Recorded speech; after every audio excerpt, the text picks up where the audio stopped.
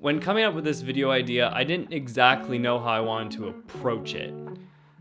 There's a lot of people that have made videos on this subject, and I was like, how can I give my opinions from where I'm at and kind of have a different angle on what some of these people are talking about and maybe some different things. These are 3 mistakes I see beginner photographers making, and if you implement these, they might be able to help your photography. So number 1 is not understanding exposure when it comes to, say, a digital camera. Now, with digital images, let's assume you're shooting RAW. When it comes to the information that is kept within that RAW file, shadows keep a lot more information. And what I see from beginner photographers is their images are overexposed.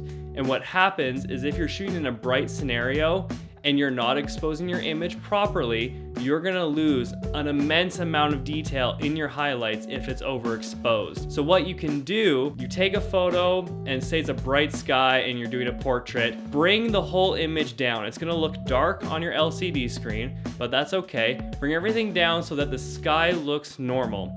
And then in post, because we have so much more information in the shadows, we can bring those shadows up and our image will look much more balanced. Tip number 2 is not understanding focal lengths.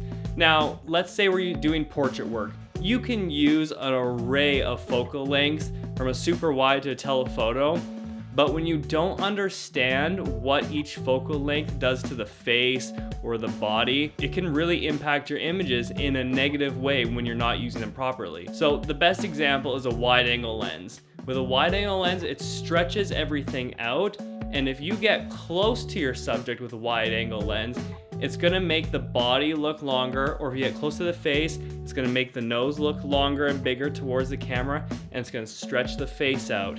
So if you're gonna be doing close-up headshots, I highly recommend a 50mm or an 85mm. Those are gonna be your best options for getting closer to the face without having major distortion in your image. And tip number 3 is over editing.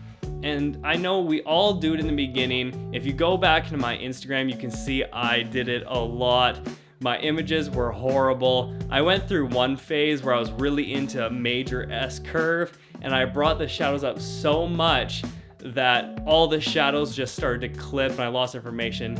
It makes me cringe just thinking about it right now. When you learn how to edit, just focus on the basics at first. Focus on your light, how to edit light, how to create a really nice contrast, and just a little bit of color adjustment. And then once you learn more of how images can be edited and all this stuff, then you can really play with it. But just be really careful in the beginning, especially with people. I've talked about this before, but our skin tones are so sensitive to editing.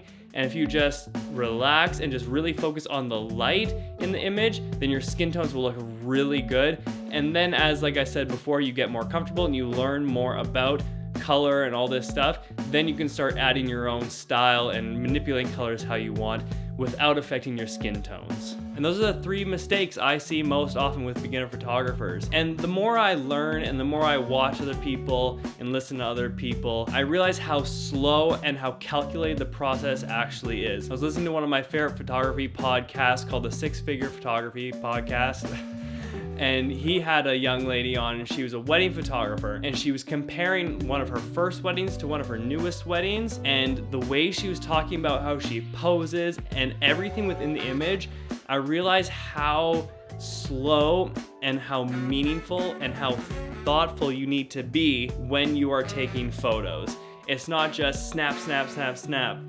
Like, really good photographers take their time and they see what's happening, what's going on around them to make just amazing images.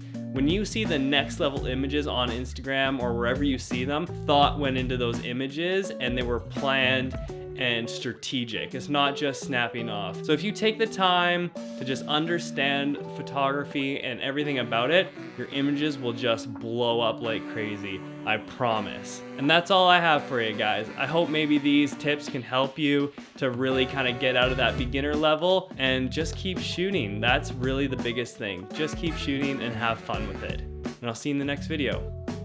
Peace.